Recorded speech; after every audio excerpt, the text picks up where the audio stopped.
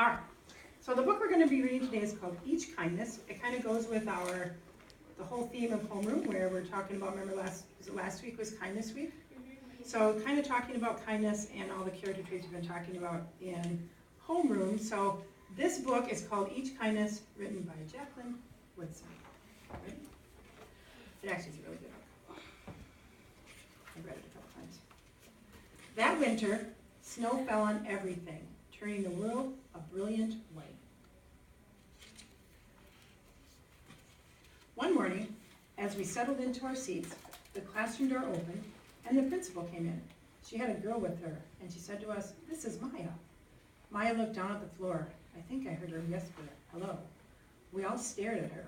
Her coat was open, and the clothes beneath it looked old and ragged. Her shoes were spring shoes, not meant for the snow. A strap on one of them had broken.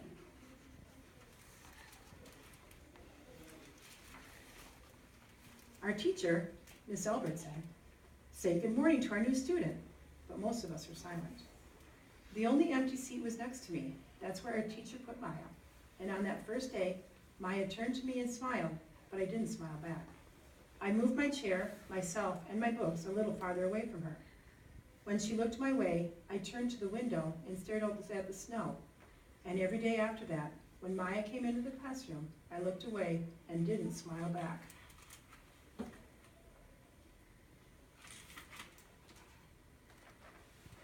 Sorry. My best friends that year were Kendra and Sophie. At lunchtime, we walked around the schoolyard, our fingers laced together, whispering secrets into each other's ears.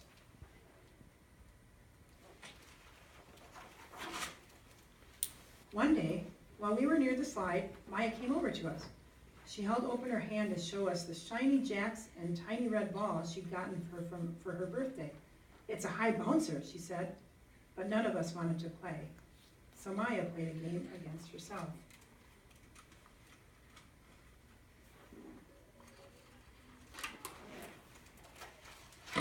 The weeks passed. Every day we whispered about Maya, laughing at her clothes, her shoes, the strange food she brought for lunch. Some days, Maya held out her hand to show us what she had brought to school: a deck of cards, pickup sticks, a small tattered doll. Whenever she asked us to play, we said no.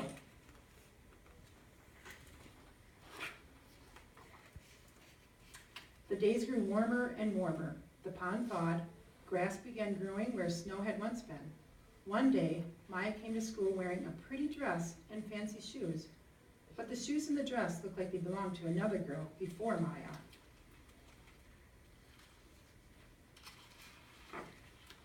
"I have a new name for her," Kendra whispered. "Never knew.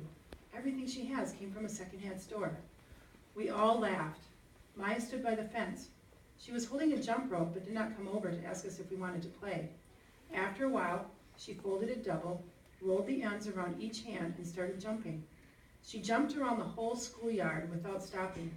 She didn't look up once. She jumped, jumped, jumped.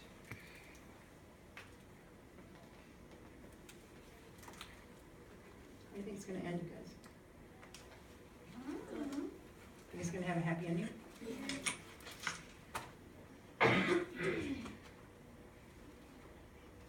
Sorry. The next day, Maya's seat was empty. In class that morning, we were talking about kindness. Miss Albert had brought a big bowl into the class and filled it with water. We all gathered around her desk and watched her drop a small stone into it. Tiny waves rippled out, away from the stone. "This is what kindness does," Miss Albert said. "Each little thing we do goes out, like a ripple, into the world."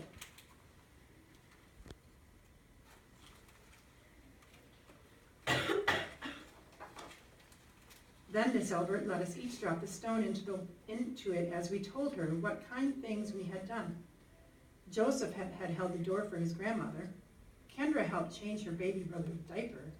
Even mean old Andrew had done something. "I carried teacher's books up the stairs," he said. And Miss Albert said it was true. I stood there, holding Miss Albert's rock in my hand, silent. "Even small things count," Miss Albert said gently. But I couldn't think of anything and passed the stone on. Maya didn't come to school the next day or the day after that. Each morning, I walked to school slowly, hoping this would be the day Maya returned and she'd look at me and smile. I promised myself this would be the day I smiled back. Each kindness, Miss Albert had said, makes the whole world a little bit better.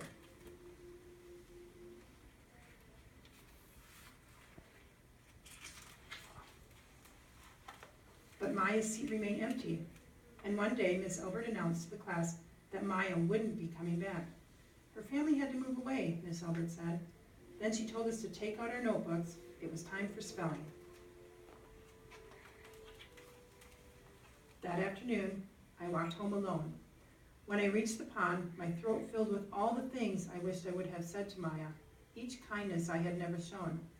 I threw small stones into it over and over, watching the way the water rippled out and away, like each kindness, done and not done, like every girl somewhere, holding a small gift out to someone, and that someone turning away from it.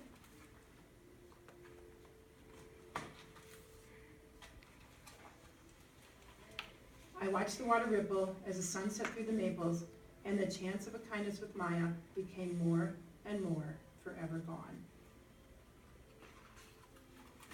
So what do you think? What was the message the author was trying to convey in this book? Eliza? Like, be kind to other people and don't wait till like the last second. Good. What else? What else was the author trying to convey? Kim? Be nice to people. Be nice to people. What more were you going to say? Just be nice in general. Be nice in general. Braden? Like, you never know what you have until it's like gone. Good. Good. You never know what you have until it's gone.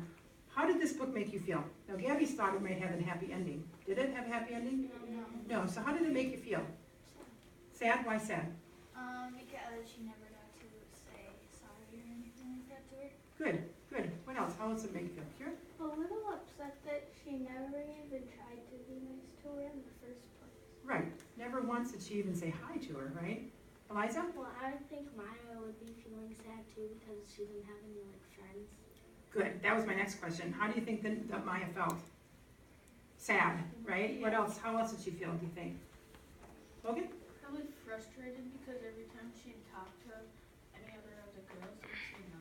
Good. Ethan? Left out because they just walk away without her. Left out. Good. Riley? Alone, Alone? What do you mean by alone? like doesn't have anyone to really talk to or share their feelings with. Good. How about the narrator? The girl that's telling the story. How do you think she felt? Ethan? I think like depressed at the end because she never got to say sorry and stuff. Good. And things. Good. Depressed. Good. Gabby? Maybe at the beginning powerful because she was being mean to Indy whenever she wanted to. Good. There's power in numbers too, right? Because there was 3 of them. Good. Andrew? Or Eliza? Andrew. Oh, I got that. Who's in the story? She was probably mad at herself for not being kind to other people. Good. You know what it made me feel?